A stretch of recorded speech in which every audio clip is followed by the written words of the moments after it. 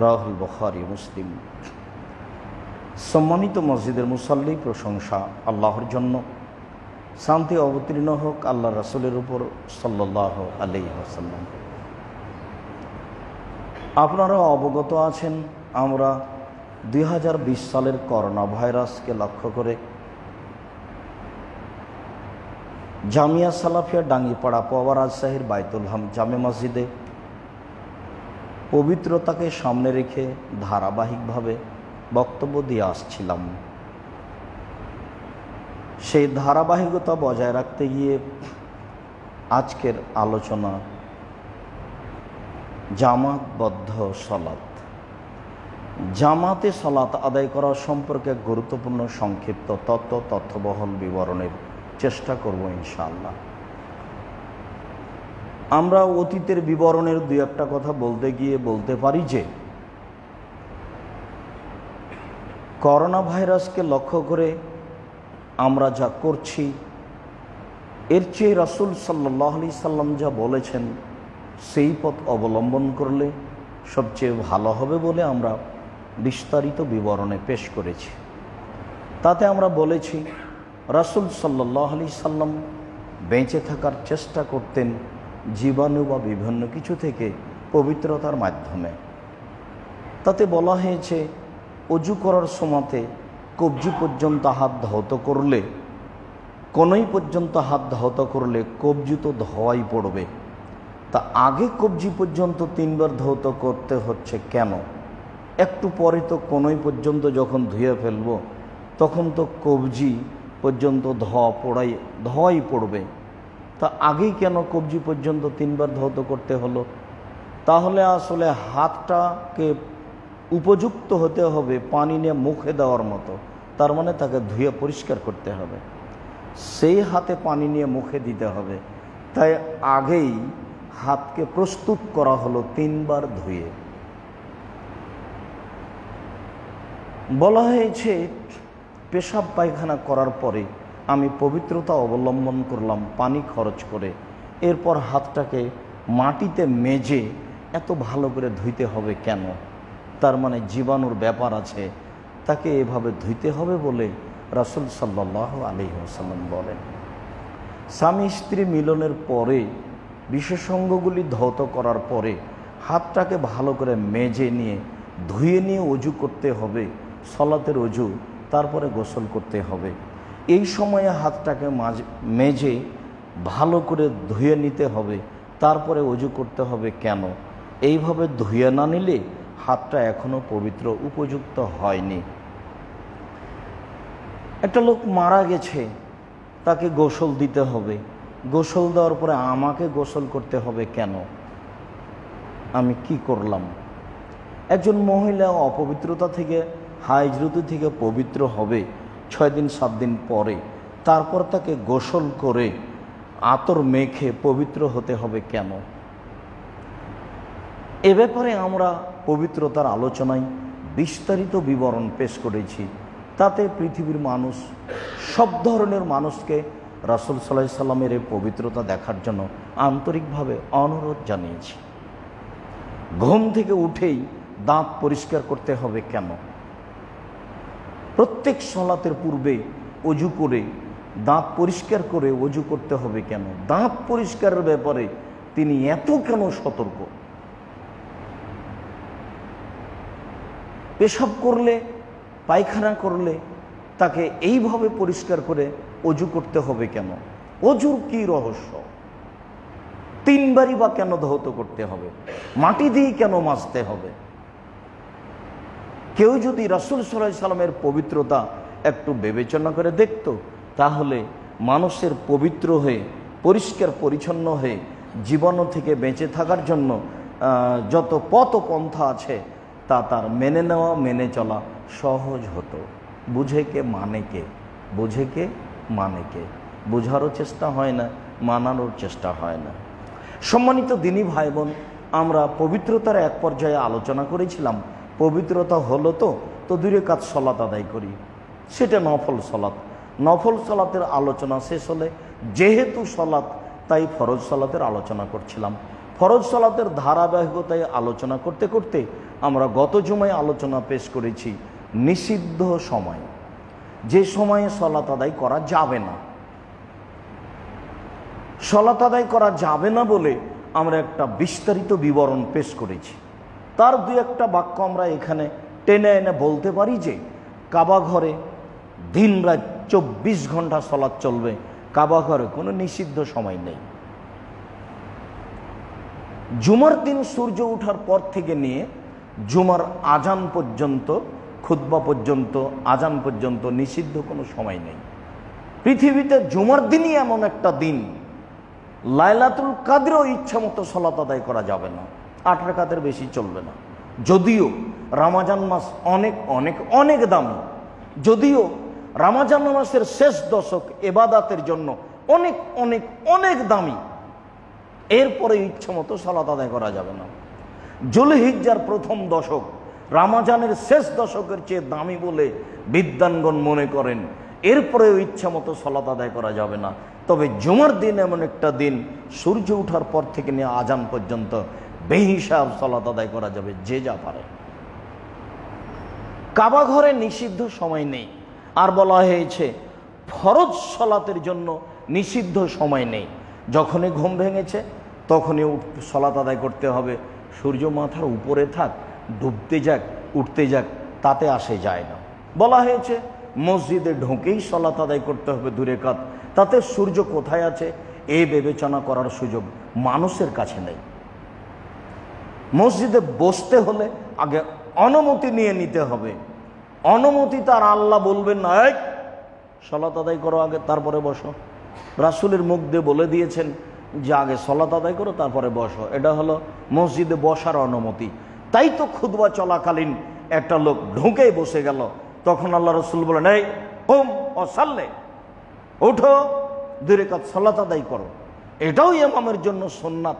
কোন মুসাল্লি যদি খুতবা চলাকালীন মসজিদে ঢুকে বসে যায়, তাহলে ইমাম খুতবা চলাকালীন তাকে দাঁড় করিয়ে 2 রাকাত সালাত আদায় করাবেন, তাহলে ইমাম সাহেব রাসূলের সুন্নাত পালন করলেন। হাদিস বুখারী মুসলিম। যদিও এদেশের মাটিতে সেদেশের মাটিতে শতকরা 95 থেকে 98টা মসজিদে ঢুকেই মানুষ বসে, এটাই নাকি সুন্নাত। সম্মানিত মসজিদের মুসল্লি, তার ধারাবাহিকতায় আজকের আলোচনা জামাতবদ্ধ সালাত। জামাতে সালাত আদায় করা সম্পর্কে রাসূল সাল্লাল্লাহু আলাইহি ওয়াসাল্লাম অনেক কিছু বলেছেন। আল্লাহ তাআলা বলেন, ফাকিমুস সালাতা ওয়া আতুজ যাকাতা, পৃথিবীর মানুষ তোমরা সালাত আদায় করো, তোমরা যাকাত প্রদান করো। ওয়া আতাসিমু বিহাবলিল্লাহ, আর আল্লাহর রশিকে শক্তভাবে মজবুতভাবে ধরো। আল্লাহর বিধানকে অলসতা করে গ্রহণ করো না। যেইটা করতে চাচ্ছ, যা করতে চাচ্ছ তা মজবুত করে শক্তভাবে আল্লাহকে সন্তুষ্ট করার জন্য করো।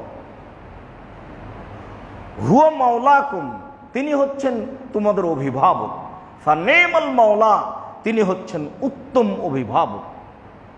ও নিমান নাসির, তিনি হচ্ছেন উত্তম সাহায্যকারী।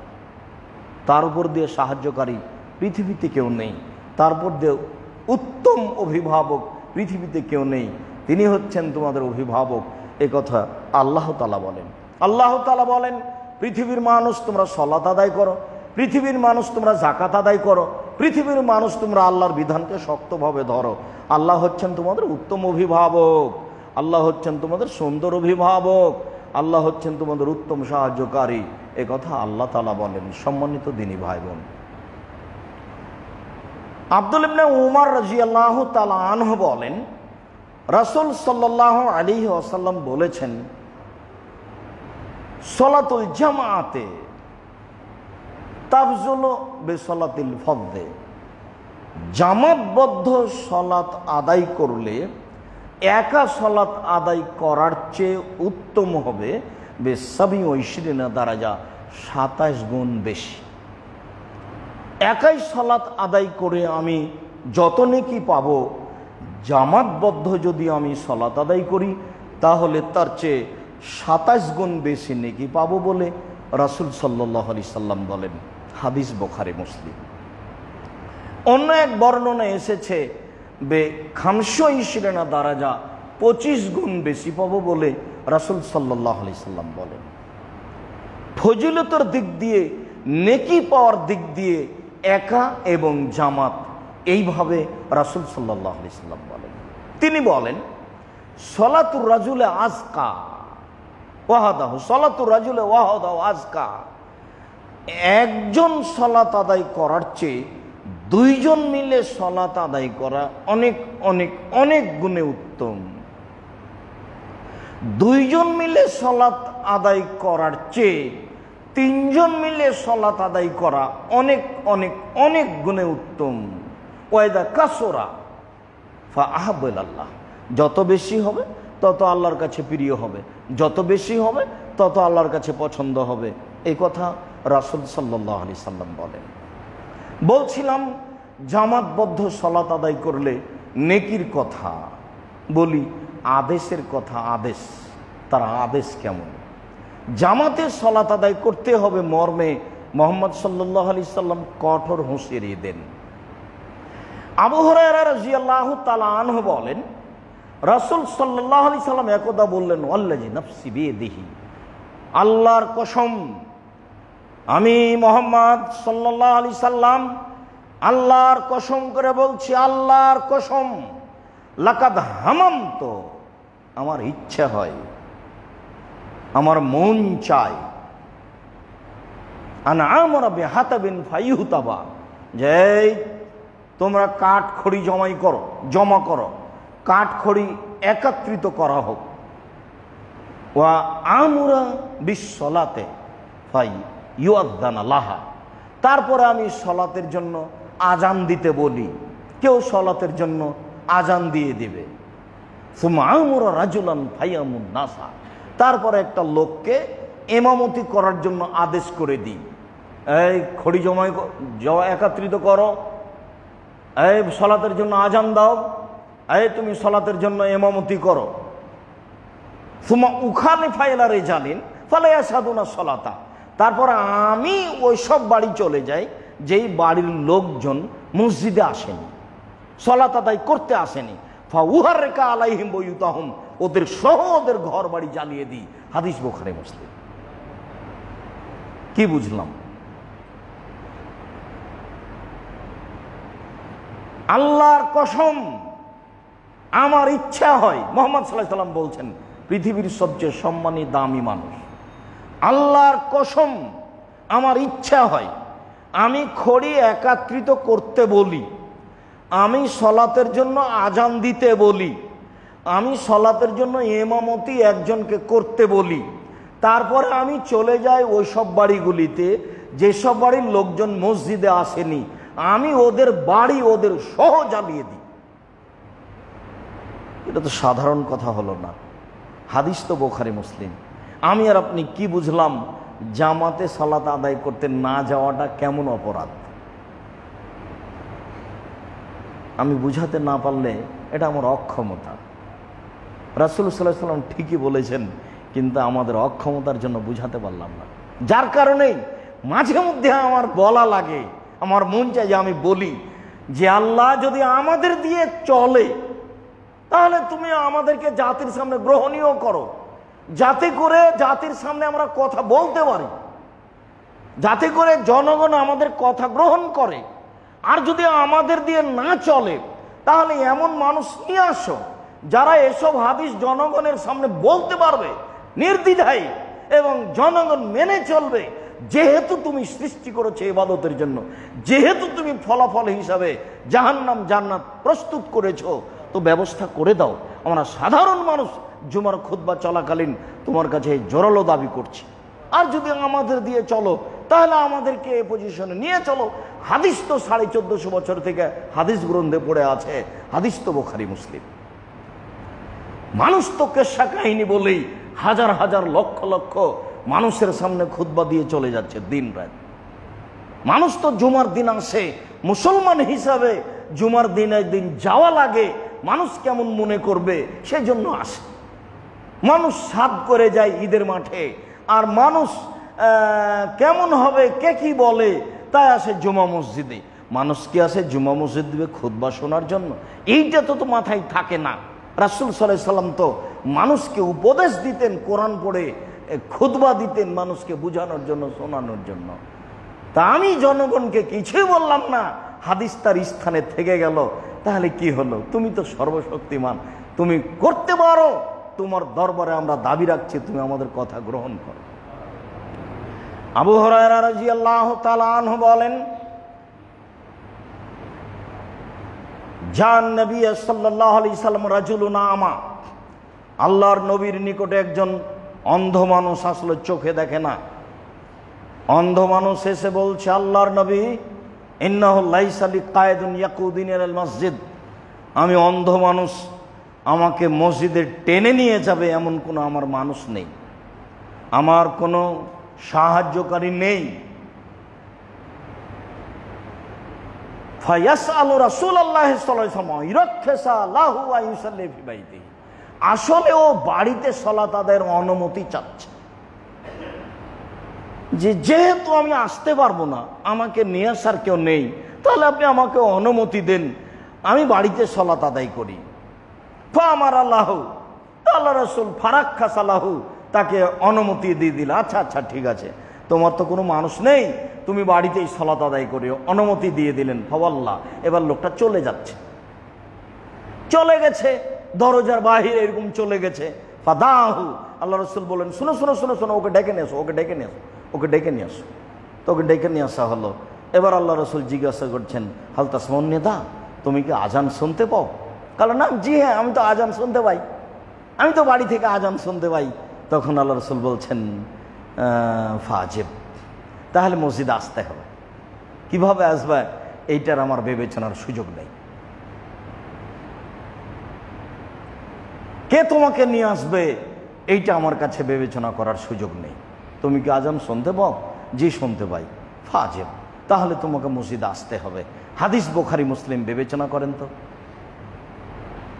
আমি সকল দিনী ভাই বোনকে এই হাদিস বিবেচনা করার জন্য অনুরোধ জানাচ্ছি। কি করে আমি আর আপনি বাড়িতে সালাত আদায় করিনি, পরোয়া করিনি? আমার কাছে তো জামাতের কোনো দাম নেই, সালাতেরই দাম দিতে পারি না, যারা দিই তারা বাড়িতে সালাত আদায় করি। আবার শহরে বসবাস করার সুবাদে রাত 1টা 2টা 3টায় ঘুমাই, আর 8টা 9টা 10টার সময় উঠি। ধর্ম পাগল হয়ে যায়নি, কারো চরিত্রের সাথে ধর্ম মিল খায় না। ধর্ম একজনের নীতিতে চলে, যার নাম মুহাম্মদ সাল্লাল্লাহু আলাইহি ওয়াসাল্লাম। কারো কর্ম, কারো স্বাদ, কারো মনোভাব, কারো আকাঙ্ক্ষা ইসলাম গ্রহণ করে না। ওর নিজস্ব একটা নীতি আছে, ওই নীতির উপরেই চলবে কিয়ামত পর্যন্ত। মানুষ মানুষ মানুক আর না মানুক, ওর জন্য জাহান্নাম জান্নাত প্রস্তুত আছে। অন্ধ মানুষ অনুমতি পেল না বাড়িতে সালাত আদায় করার। বোঝা যাচ্ছে সব কিছু আল্লাহ রাসূলের একসাথে জানা থাকে না। প্রথমবারে তিনি বললেন ঠিক আছে যাও, তারপর যখন চলে গেল তখন ডেকে নিয়ে এসে বলছেন, আজান শুনতে পাও? প্রথমেই বলতে পারতেন আজান শুনতে পাও, যেইভাবে উপর থেকে অবগতি হয় সেইভাবে তিনি বললেন তিনি একজন মানুষ। ডেকে এনে বললেন যে হবে না, বাড়িতেই মসজিদেই সালাত আদায় করতে হবে। আব্দুল্লাহ ইবনে আব্বাস রাদিয়াল্লাহু তাআলা আনহু বলেন, রাসূল সাল্লাল্লাহু আলাইহি ওয়াসাল্লাম বলেছেন, মান সামিয়ান নিদা ফালাম ইজবুহু ফালা সালাতা লাহু ইল্লা মিন উযরিন। কোন মানুষ যদি আজান শুনতে পায়, ও যদি সালাত আদায় করতে মসজিদে না আসে, তাহলে তার সালাত হবে না জরুরি কারণ ছাড়া। স্বাভাবিকভাবে যদি মানুষ বাড়িতে সালাত আদায় করে নেয় তাহলে তার সালাত হবে না। আবু দাউদ, নাসাই, তিরমিজি, ইবনে মাজাহ এই কথা রাসূল সাল্লাল্লাহু আলাইহি সাল্লাম বলেন। আমাদের কাছে জামাতে সালাত আদায় করার তেমন গুরুত্ব নেই, কিন্তু রাসূল সাল্লাল্লাহু আলাইহি সাল্লাম এইভাবে বলেন। আব্দুল্লাহ ইবনে ওমর রাদিয়াল্লাহু তাআলা আনহু বলেন, রাসূল সাল্লাল্লাহু আলাইহি সাল্লাম বলেছেন, ইজা কুমতুম ফিল মসজিদ ফানুদিয়া বিসসালাহ ফালা ইয়াখরুজু আহাদুকুম হাত্তা ইউসাল্লি। তোমাদের কোনো মানুষ যদি মসজিদে থাকে, আজান হয়ে যায়, সে যেন সালাত আদায় করে বাইরে না যায়। যদি সালাত আদায়ের আগে আজান হওয়ার সাথে সাথে বাইরে যায়, কথা বলছিল, গল্প করছিল, এবার আজান শুরু হয়ে গেছে বা আজানের টাইম হয়ে গেছে, তখন দেখবেন ও একটা কাজ সামনে নিয়ে বের হয়ে চলে গেল, তোমরা ধরে নিয়ে মুনাফিক। দেখবেন স্বাভাবিক বৈশিষ্ট্যে আজানের আগে সরে যাওয়ার, কেটে যাওয়ার পদ্ধতি প্রস্তুতি নেই, বা আজান হবে বা হচ্ছে এরকম সময়ে মসজিদ থেকে বের হওয়ার প্রস্তুতি নেই। রাসূল সাল্লাল্লাহু আলাইহি সাল্লাম বলছে মুনাফিক। বলছিলাম জামাতবদ্ধ সালাত আদায়ের জন্য রাসূল সাল্লাল্লাহু আলাইহি সাল্লাম এভাবে বলেন, জামাতবদ্ধ সালাত আদায় করতে হবে, এইটা জরুরি। এ কথাই ঠিক যে জামাতবদ্ধ সালাত আদায় করতে হবে, মসজিদে আসতে হবে, নেকি বেশি পাওয়া যাবে। এমন কি কোনো কারণ আছে যার কারণে মসজিদে না আসলেও চলবে? আছে, এমন কিছু কারণ আছে যে কারণে মসজিদে না আসলেও চলবে, তবে জামাতবদ্ধ সালাত আদায় করতে হবে পৃথিবীর যেখানেই থাক না কেন। আবু দারদা রাদিয়াল্লাহু তাআলা আনহু বলেন, রাসূল সাল্লাল্লাহু আলাইহি ওয়াসাল্লাম বলেছেন, মা মিন সালাসাতিন ফি কারিয়াতিন ওয়ালা বাদবিন, যে কোনো গ্রামে, যে কোনো মাঠে, মাঠে ঘাটে, গ্রামে গঞ্জে, যে কোনো স্থানে, যে কোনো গ্রামে, যে কোনো মাঠে তিনজন একসাথে আছে, ওয়ালা ইউকামু ফীহিস সালাহ, তারা জামাতে সালাত আদায় করে না, ইল্লা কাদ ইস্তাহওয়াজা আলাইহি শয়তান, তাহলে বুঝতে হবে শয়তান তাদের উপরে জয়ী হয়েছে, তারা শয়তানের কথা অনুযায়ী চলছে, তাহলে বুঝতে হবে শয়তান তাদের উপরে জয়ী হয়েছে। রাসূল সাল্লাল্লাহু আলাইহি সাল্লাম বলেন, ইন্নামা ইয়াকুলু যিবু ওয়াল তাসিয়া, যে একাই থাকে তাকে শয়তান বাঘ ধরে খেয়ে নেয়। যদিও এই হাদিসের শেষ বাক্যটাই অনেকে বলতে চেয়েছে জামাতবদ্ধ জীবনযাপন করতে হবে। জামাতবদ্ধ জীবনযাপন বলতে আমি আর আপনি যেটা বুঝেছি সেটা নয়। জামাতবদ্ধ জীবনযাপন বলতে হকের উপরে থাকা একজন হলে। রাসূল সাল্লাল্লাহু আলাইহি ওয়াসাল্লাম আব্দুল্লাহ ইবনে মাসউদকে বলছেন, আল জামাতু মা তুওয়াফিকুল হাক্কা ওয়া ইন কুনতা ওয়াহাদাক, জামাত হচ্ছে ওটাই যেটা হকের উপরে আছে, তুমি যদি একাই হয় তবে। আল্লাহ তাআলা ইব্রাহিম আলাইহিস সালামকে বলছেন একাই এক জামাত, অথচ একটাই মানুষ। হকের উপরে থাকাটাই হচ্ছে জামাত। অনেকেই একসাথে আছি, সবাই ভুল পথে আছি, রাসূলের পদ্ধতিতে নেই, তবুও আমরা জামাতবদ্ধ জীবন, এই কথা রাসূল সাল্লাল্লাহু আলাইহি সাল্লাম বলেন। ইয়াদুল্লাহি আলাল জামা, আল্লাহর হাত জামাতের উপরে আছে, এই কথা ঠিক নয়, এ হাদিস গ্রহণীয় নয়। আর এইখানে যেটা বলা হয়েছে সেটা হচ্ছে জামাতবদ্ধ সালাত আদায় করতে হবে, এইটা জরুরি। সে মাঠে থাক আর বাড়িতে থাক আর পৃথিবীর যেখানেই থাক, তিনজন যদি থাকে, দুইজন যদি থাকে, তাহলে আজান দিয়ে, একামত দিয়ে একসাথে সালাত আদায় করতে হবে। যদি মসজিদে যাওয়ার কোনো পরিবেশ না থাকে, তাহলে আহাল পরিবার, ছেলে মেয়ে নিয়ে জামাতে সালাত আদায় করার চেষ্টা করতে হবে। ইচ্ছা মতো ও এক ঘরে এ এক ঘরে সালাত আদায় করে নিল, এইটা রাসূল সাল্লাল্লাহু আলাইহি সাল্লামের পদ্ধতি নয়। রাসূল সাল্লাল্লাহু আলাইহি সাল্লাম এক বাড়িতে গেলেন, গিয়ে বলছেন, তুমি যে আমাকে বলতে গেছিলা যে আমার বাড়িতে একটু 2 রাকাত সালাত আদায় করে দিবেন, আপনি গিয়ে একটা সালাতের জায়গা নির্ধারণ করে দিবেন। তো আল্লাহ রাসূল গেলেন, তখন সকাল 8টা-9টা এরকম সময়। তো তারা বলছে আগে একটু নাস্তা পানি করেন। তখন আল্লাহ রাসূল বলছেন, না না না না, সে জায়গাটা কোথায়? আইনা তুরিদান তুসাল্লি, তুমি কোথায় চাচ্ছ সালাত আদায় করার, সে জায়গা আগে দেখাও। তো বললো যে এই জায়গাটাই। আল্লাহ রাসূল আগে দাঁড়ালেন, আমি আর আমার ছোট ভাই পিছে দাঁড়ালাম, আর আমার দাদি আমাদের পিছনে একাই দাঁড়ালেন। তার মানে মহিলাদের জামাত পুরুষের সাথে হবে না, একাই হলেও। মা হলেও সাথে দাঁড়াতে পাবে না, স্ত্রী হলেও সাথে দাঁড়াতে পাবে না, পৃথিবীর কোনো মানুষের সাথে কোনো মহিলা একসাথে দাঁড়াতে পাবে না। তার প্রমাণে বুখারী মুসলিমের এই হাদিস। সম্মানিত দিনী ভাই বোন, আমি অত্র হাদিস বুখারী মুসলিম থেকে পেশ করে যেটা বলতে চেয়েছি সেটা হলো, রাসূল নফল সালাত বাড়িতে গিয়ে একটা জায়গা নির্ধারণ করে জামাতবদ্ধ করছে। এই কোথায় সালাত আদায় করতে হবে? আগে খাওয়া দাওয়া করেন না, আগে কাজ। অত্র বুখারী মুসলিমের হাদিসে বোঝা যাচ্ছে কাজ আগে, খাওয়া পরে, নাস্তা পানি পরে। যে কারণে আপনার বাড়িতে আমি গেছি সেটা আগে হতে হবে, তারপরে খাওয়া। কাজের দাম সবসময় রাসূল সাল্লাল্লাহু আলাইহি ওয়াসাল্লামের কাছে আগে, কাজ আগে, খাওয়া পরে। যদিও সলাতের ব্যাপারে কিছু নিয়ম নেমে আসছে যে এই সময়ে মানুষ জামাতে না গেলেও চলে, তার দুই একটা দেখা যাচ্ছে।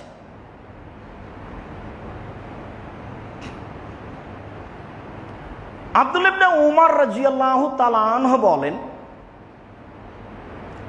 রাসূল সাল্লাল্লাহু আলাইহি ওয়াসাল্লাম ইয়ামুরু আল মুআযযিনা ইযা কানাত লাইলাতুন যাতু বারদিন ও মাতার, যখন রাত্রি হতো খুব প্রচন্ড ঠান্ডা আর বৃষ্টি, যখন খুব ঠান্ডা এবং বৃষ্টির রাত হতো, ফায়াকুল, তখন তিনি মুয়াজ্জিনকে আদেশ করতেন যে মুয়াজ্জিন বলবে, আলা সাল্লু ফির রিহালে, তোমরা বাড়িতে সালাত আদায় করো। আসসালা হায়াল আসসালা হায়াল আল ফালাহ, এই বাক্য দুটা না বলে মুয়াজ্জিন বলবে আলা সাল্লু ফির রিহাল, তোমরা বাড়িতে সালাত আদায় করো। তাহলে বাড়িতে সালাত আদায় করার অনুমতি রাসূল সাল্লাল্লাহু আলাইহি ওয়াসাল্লামের পক্ষ থেকে আছে। যেখানে কঠোরতা আছে সেখানে অনুমতি আছে, সেটা হলো এটা বৃষ্টির সময়, প্রচণ্ড ঠান্ডার সময়। তাহলে আশঙ্কা থাকলে, সমস্যা থাকলে, আশঙ্কা থাকলে।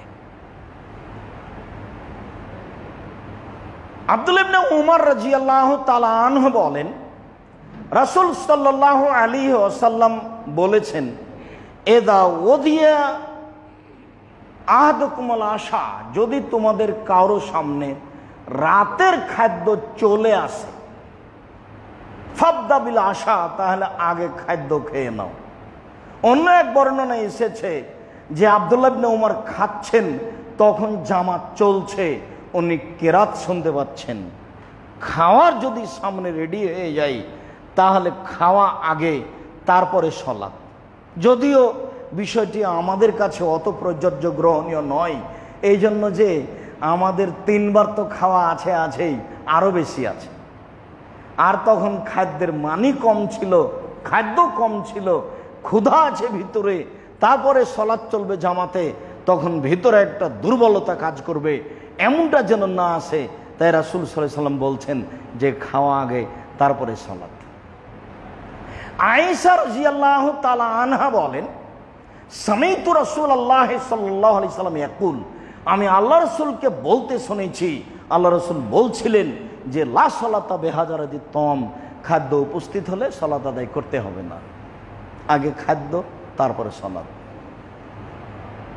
ওয়ালা হুয়া ইদাফাহুল আখবাসান, আর যার পেশাব পায়খানার জরুরি প্রয়োজন আছে সে সালাত আদায় করবে না, আগে পেশাব পায়খানার কাজ শেষ করবে, তারপরে সালাত আদায় করবে। এই কথা আয়েশা রাদিয়াল্লাহু তাআলা আনহা বলেন। আয়েশা রাদিয়াল্লাহু তাআলা আনহা যা বলেন তাতে আমরা বুঝতে পারছি যে খাওয়া সামনে চলে আসলে আগে খাওয়া, তারপরে সালাত। তারপরে তিনি যা বললেন তাতে আমরা বুঝলাম যে পেশাব পায়খানা নিয়ে সালাত আদায় করতে হবে না। পেশাব পায়খানা নিয়ে যদি সালাত আদায় করি তাহলে ভিতরে অস্বস্তি কাজ করবে, সালাতের মধ্যে একাগ্রতা থাকবে না। জামাতবদ্ধ সালাত আদায় করতে হবে, এর অনেক গুরুত্ব, অনেক নেকি, অনেক কঠোরতা। এরপর রাসূল সাল্লাল্লাহু আলাইহি ওয়াসাল্লামের পক্ষ থেকে এমন কিছু দেখা যায়। আশা যে বিষয়টি আমরা বুঝতে পারছি, আমল করার চেষ্টা করবো ইনশাআল্লাহ। আল্লাহুম্মা সাল্লি আলাইহি, আল্লাহুম্মা বারিক আলাইহি।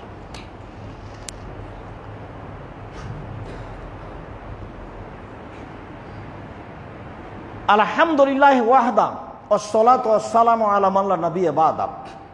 আবু হুরায়রা রাদিয়াল্লাহু তাআলা আনহু বলেন, রাসূল সাল্লাল্লাহু আলাইহি সাল্লাম বলেছেন, এজা উকিমাতিস সালাত ফালা সালাতা ইল্লাল মাকতুবা,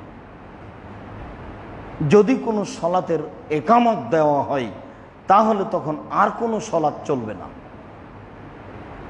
যেই সালাতের একামত দেওয়া হচ্ছে জামাতের, সেটা আপনারটা ছেড়ে দিয়ে সেইটা আরম্ভ করতে হবে।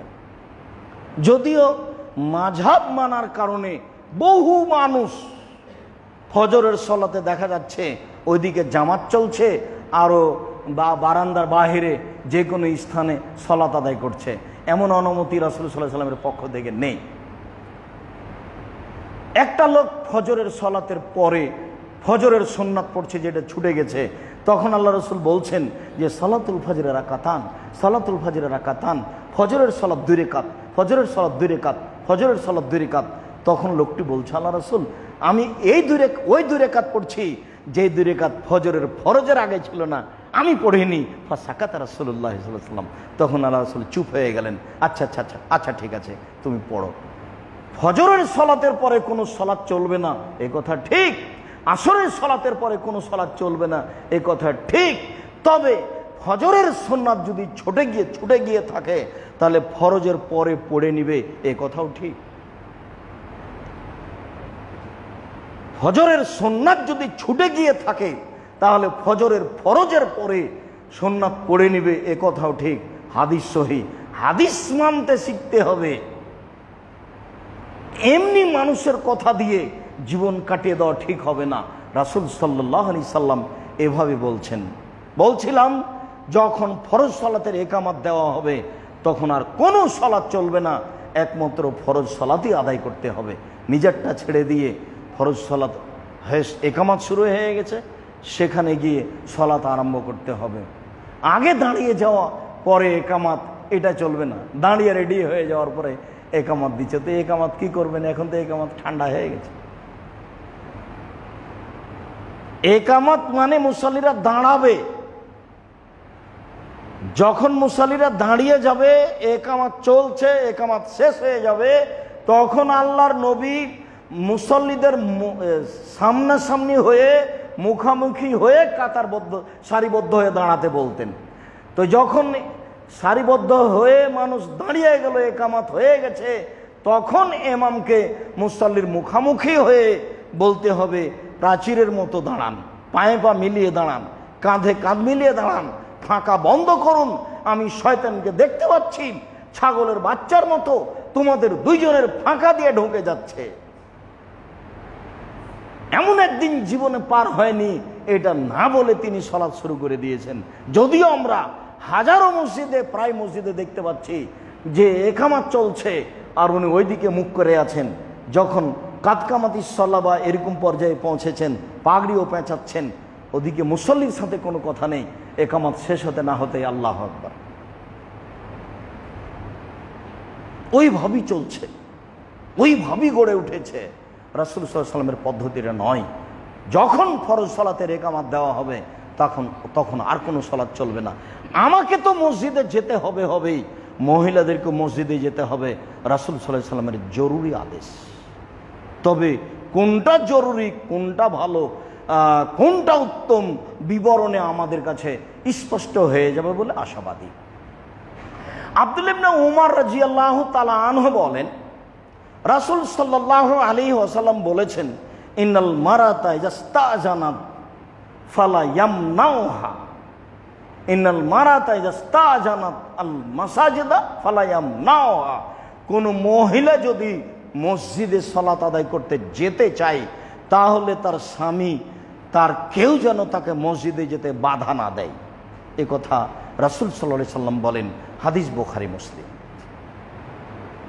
আব্দুল্লাহ ইবনে উমর রাদিয়াল্লাহু তাআলা আনহু বলেন, রাসূল সাল্লাল্লাহু আলাইহি সাল্লাম বলেছেন, লা তামনাউ নিসা আল মাসাজিদা, তোমরা মহিলাদেরকে মসজিদে যেতে নিষেধ করো না।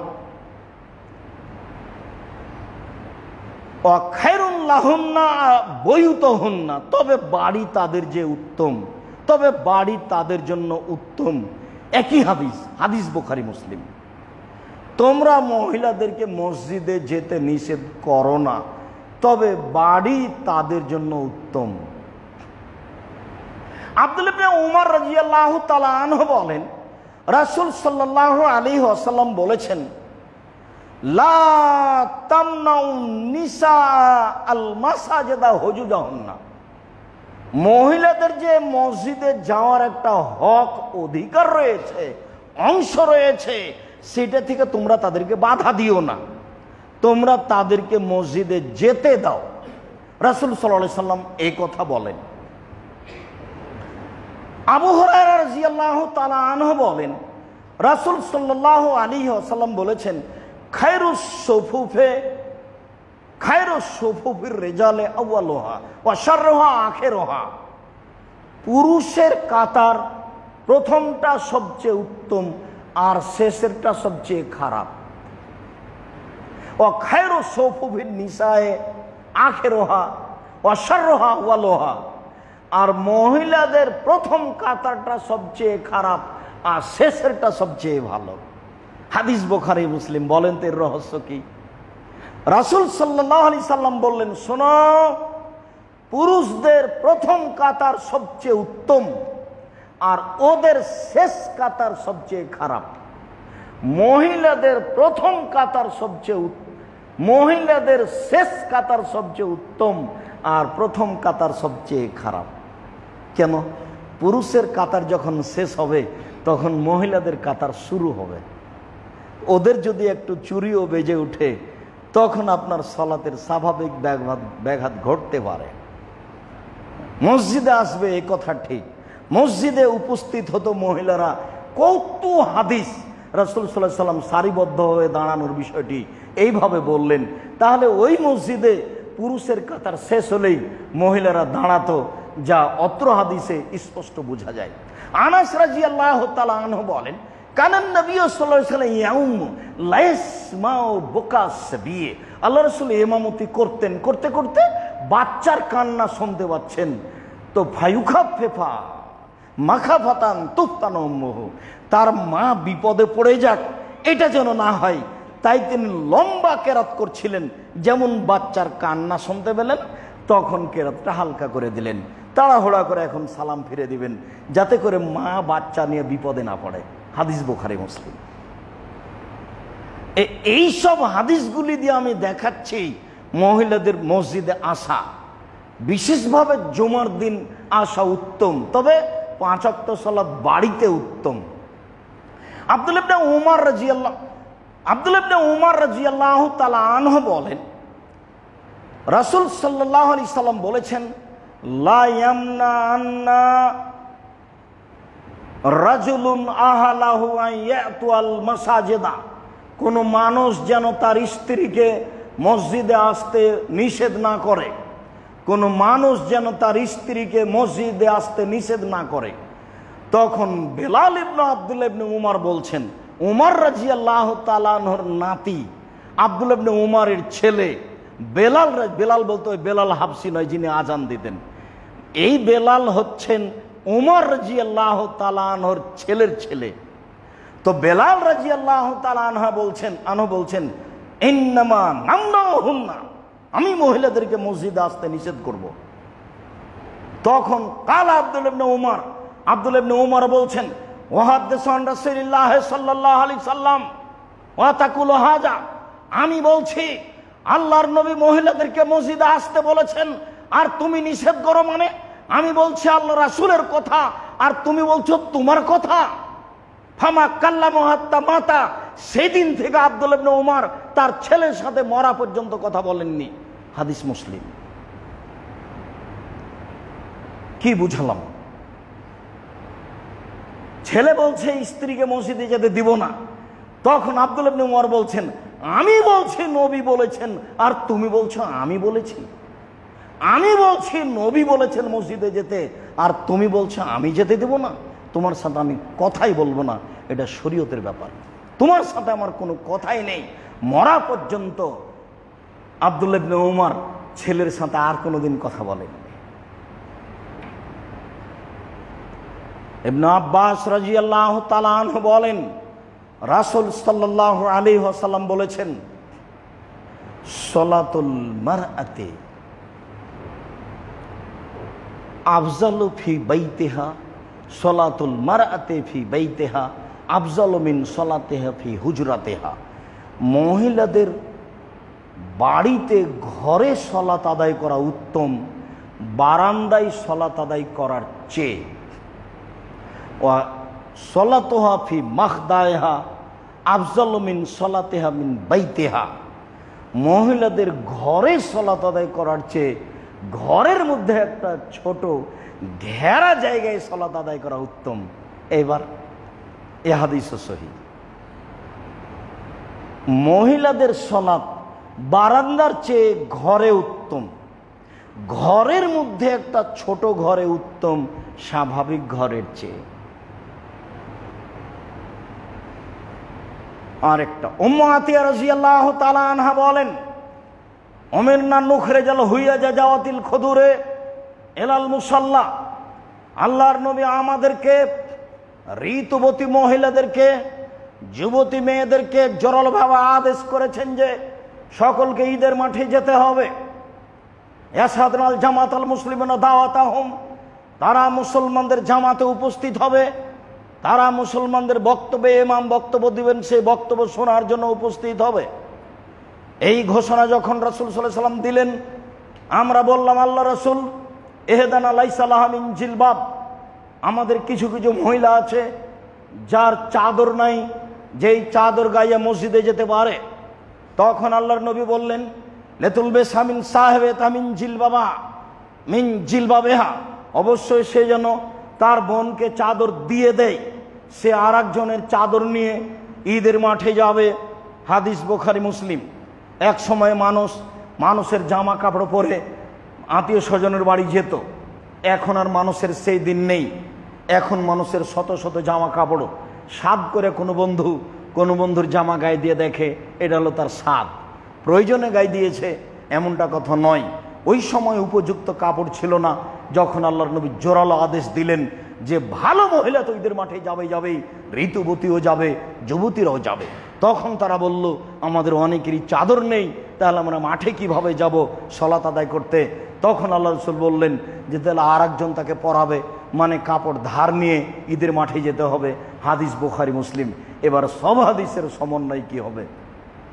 সব হাদিসের সমন্বয় হলো যে 5 ওয়াক্ত সালাত বাড়িতে উত্তম, জুমা সালাত মসজিদে উত্তম, আর ঈদের সালাত যেতে বাধ্য, ওখানে আপোষ নেই, ওখানে উত্তম অনুত্তম নেই। ঈদের সালাতে মহিলাদেরকে যেতে হবে, যেতে বাধ্য। জুমার দিন আসা ভালো, 5 ওয়াক্ত বাড়িতে ভালো, 5 ওয়াক্ত বাড়িতে ভালো, জুমার দিন মসজিদে ভালো, ঈদের মাঠে যেতে বাধ্য। সব হাদিসের সমন্বয় এইটা। সম্মানিত দিনী ভাই বোন, বলছিলাম জামাতবদ্ধ সালাত আদায়ের বিবরণ। তাতে বলছিলাম মহিলাদেরকেও মসজিদে আসতে হবে। রাসূলের যুগে মহিলারা মসজিদে যেত, বিভিন্ন কারণে জামাতবদ্ধ নেকি পাওয়ার আশায়। সাথে সাথে বিভিন্ন সময় মসজিদে দিন ধর্মের আলোচনা হয়ে থাকে, বিশেষভাবে জুমা সালাতের আলোচনা হয়ে থাকে। এক সময়ে এই ঢাকা শহরে কোনো মাঝাবি মসজিদে মহিলাদের দেখা যেত না। এখন প্রায় 13, 14, 15টা, আরও তার চেয়ে বেশি মসজিদে মহিলাদেরকেও দেখা যায়। এক সময়ে তাদের মসজিদে ঢোকা মানে মসজিদ অপবিত্র হয়ে যাবে, এখন সেটা কেটে গেছে।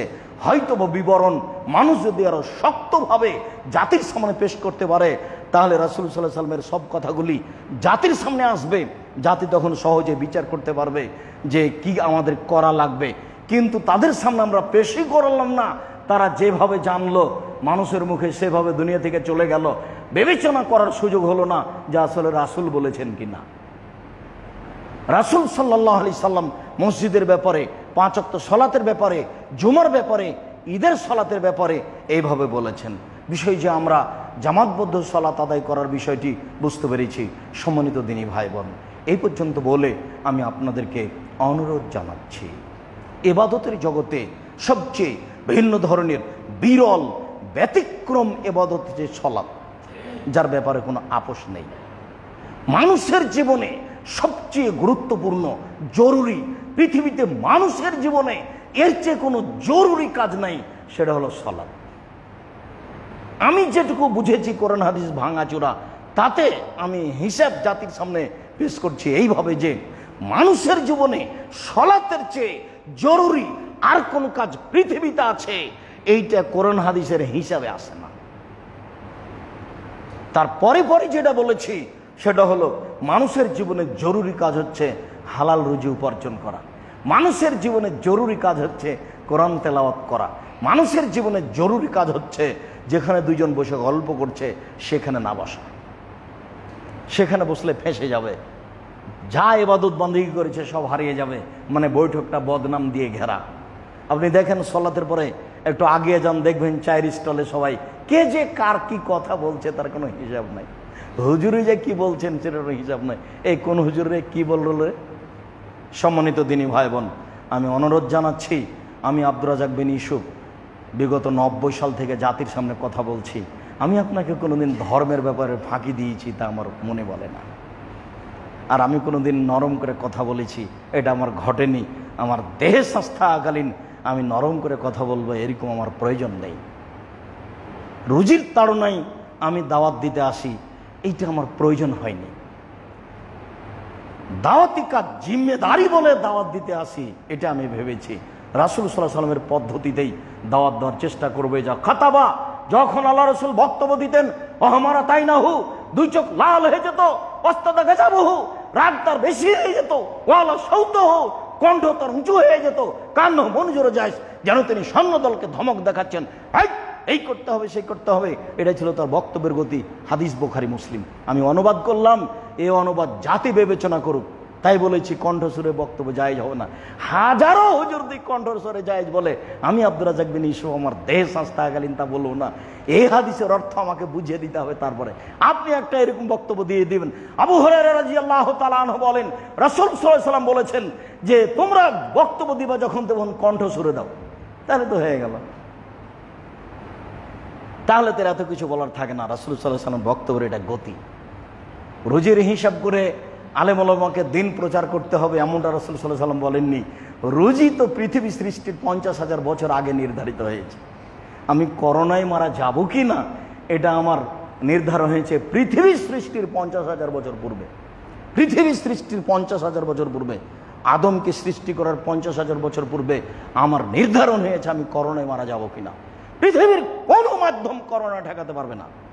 পৃথিবীর কোনো মাধ্যম সেদিন যদি লিখা হয়ে থাকে। তবে একটা মাধ্যম আছে, দোয়া করলে তাকদির পরিবর্তন হয়ে যায়।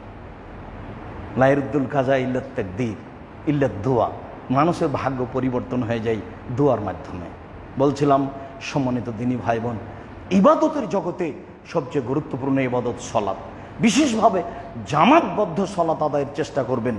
যে কোনো মূল্যে রাসূলের সুন্নাত পালন হবে, বেশি নেকি হবে, আর নিজের ভিতরে একটা ফুর্তি ভালোবাসা আসবে। ইবাদতের উপর আপনি আগ্রহী হয়ে যাবেন। আর যদি বাড়িতে থাকেন তাহলে অলসতা ধরতে ধরতে সবসময় শয়তানের অনুসরণ করা হবে, তখন মুনাফিক ভিতরের উপরে চেপে যাবে। আপনি জামাতবদ্ধ সালাত আদায়ের চেষ্টা করবেন। আল্লাহ আপনাকে তৌফিক দান করুক। আল্লাহ। এরপরে বলছি, আল্লাহ এই মসজিদের যত মুরব্বী দুনিয়া থেকে চলে গেছেন, যারা এই মসজিদকে ভালোবাসত, সাথে সাথে এলাকার যত লোকজন চলে গেছে, যত মুরব্বীরা মানুষ চলে গেছে, তুমি তাদের কবরের শাস্তি মাফ করো। তুমি তো পারো, এটা করতে পারো, তুমি এটা করো। আল্লাহ তুমি তাদের কবরের শাস্তি মাফ করে দাও। যারা বাড়িতেও হাসপাতালে অসুস্থ আছে, তুমি তাদের আরোগ্য দান করো। বলছি আল্লাহ, আমি একজন সাধারণ খাকসার মানুষ, দিন রাত বলছি, কোনো সময় আপনি আমার কথাকে ভারী মনে করবেন না। আপনি আমার খুব কাছের মানুষ। কোনো কথা যদি আপনি আপত্তিকর মনে করেন আমাকে না বলেই, তাহলে আমি কষ্ট পাবো। আমার মনে বড় সাধ, আমি এদেশের মাটিতে উন্নত মানের প্রতিষ্ঠান গড়বই গড়বো ইনশাল্লাহ, সেটাই জামিয়া সালাফি। যে কোনো মূল্যে আমার হাতে টাকা না, এ কথা সত্য, জামিয়া সালাফে গড়বে এ কথা সত্য, ইনশাল্লাহ গড়বেই গড়বে। আমি একজন ফকির মানুষ, ভিক্ষা চাই, এ কথাই সত্য। এরপরও জামিয়া সালাফিয়া তৈরি হবে এ কথা সত্য, ইনশাল্লাহ হবেই হবে। কয়দিন পরে আপনার জামিয়া সালাফিয়া রূপগঞ্জ নারায়ণগঞ্জ ঢাকা যেটা, সে প্রতিষ্ঠানটা গড়বে প্রায় 50 বিঘা জমির উপরে। শতাব্দীর পর শতাব্দী যারা সঠিক আকিদার মানুষ, তারা এই জামিয়া সালাফিয়া ভোগ করবে। তারা দিন সেখানে প্রচার করবে, প্রচারের ব্যবস্থা করবে। বিশাল ভূখণ্ডের উপরে এই জামিয়া সালাফিয়া, প্রায় 24 থেকে 25 বিঘা জমির উপরে জামিয়া সালাফিয়া ডাঙ্গিপাড়া পবা রাজশাহী। বাইতুল হাম জামি মসজিদ জামিয়া সালাফিয়া ডাঙ্গিপাড়া যেটা, সেটা এখন 3 তলার কাজ আরম্ভ হয়েছে। আর যেটা জামিয়া সালাফিয়া রূপগঞ্জ নারায়ণগঞ্জ ঢাকা, এটার জমি বরাদ্দ হতে এখনো কিছু বাকি আছে। এই মসজিদ তৈরি হবে প্রায় 200 শতক জমির উপরে ইনশাআল্লাহ, যেখানে 10,000 মুসল্লি একসাথে সালাত আদায় করতে পারবে। আপনি চিন্তা করিয়েন না যেটা হবে কিভাবে। এইটা যখন আমিও ভোগ করি না, আপনাকে ভোগ করতে আমি নিষেধ করছি যে কেমনে হবে বললে তো তাহলে আল্লাহর শক্তিকে খাটো করা হলো। কেমনে হবে এই কথা বলতে হবে না, বলতে হবে আল্লাহ তুমি ব্যবস্থা করো। আমার কাছে কিছুই নাই, তবু আমি বলছি। এক মাসে প্রায় 20 লক্ষ বেতন লাগে। এক মাসের বেতন যদি আমি রেডি করি, তাহলে আমার বাকি জীবন কাজ করতে হবে মরা পর্যন্ত, তাহলে এক মাসের হবে। তারপরে তো আমি বলছি যে ব্যবস্থা আল্লাহ করে দেবে, হচ্ছে তো। 3850 জন ছেলে মেয়ে, 500 জন অসহায়, 200 জন এতিম, তার তো আহার হচ্ছে, তারা তো আছে, পড়াশোনা করছে। কাজে নিরাশার কিছু নেই। আমার অনুরোধ রক্ষা করবেন, আমার বিনীত অনুরোধ, কোনো সময় আমার কথাকে খাটো চোখে দেখবেন না, আর একটু খালি বলবেন, আল্লাহ তুমি জামিয়া সালাফে কবুল করো। আমি আপনাকে টাকা দিতে বাধ্য করিনি, তবে আমি আপনাকে বলতে চাই যে আপনার টাকা ছাড়াই জামিয়া সালাফে গড়ে উঠুক, এটা আমি চাই না। আপনারও 10 টাকা সেখানে থাক।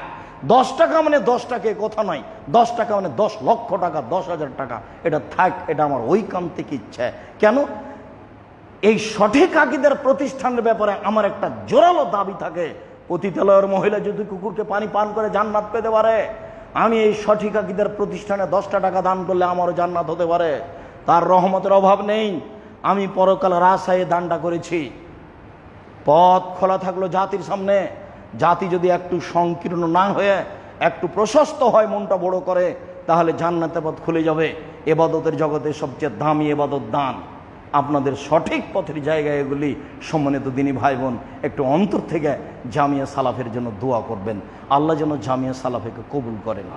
ওর অন্তর্গত যত প্রতিষ্ঠান আছে, জামিয়া সালাফে অন্তর্গত বড় প্রতিষ্ঠান আছে আপনার মাসিকাল ইতেশাম পত্রিকা।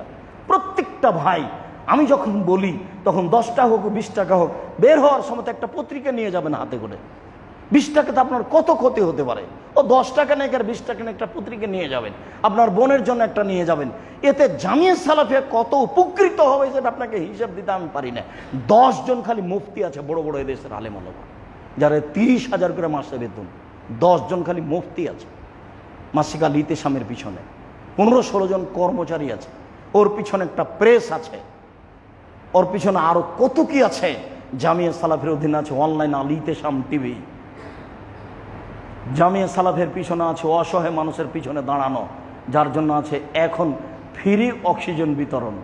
যে এর জন্য দোয়া করবেন না তো কোথায় দোয়া করবেন? নিজের জন্য করেন, জাতির জন্য করেন, যা আহলে হাদিসের জন্য করেন। বিশেষভাবে বলেন, আল্লাহ তুমি আমাদের এই দেশকে করোনা মুক্ত করো। করোনা মুক্তকে আমরা বালা বলছি। রাসূল সাল্লাল্লাহু আলাইহি সাল্লাম বলেছেন, আল্লাহ তুমি বালাকে দূরে করে দাও। যে এলাকাতে মানুষজন থাকে না, সে এলাকাতে তুমি বালা মুসিবত নিয়ে যাও। আমরা অন্তর থেকে জুমার খুতবার সময় তোমাকে বলছি, করোনার মতো বালা মুসিবত বিপদকে তুমি আমাদের থেকে দূরে করে দাও। দেশকে, জাতিকে, জনগণকে তুমি করোনা মুক্ত করো। তুমি সব কিছু করতে পারো। ইন্নাকা আলা কুল্লি শাইইন কাদির। তুমি ক্ষমতাধর, ফাআলুল লিমা ইউরিদ। তুমি যা ইচ্ছা তাই করতে পারো।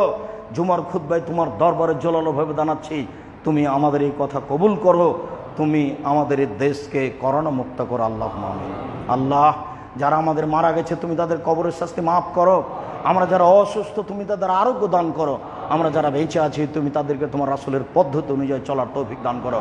এই দাবি, এই দাওয়া, এই দোয়া তোমার দরবারে রেখে আজকের জুমার খুতবা এখানে শেষ করলাম। সাল্লাল্লাহু আলাইহি ওয়াসাল্লাম।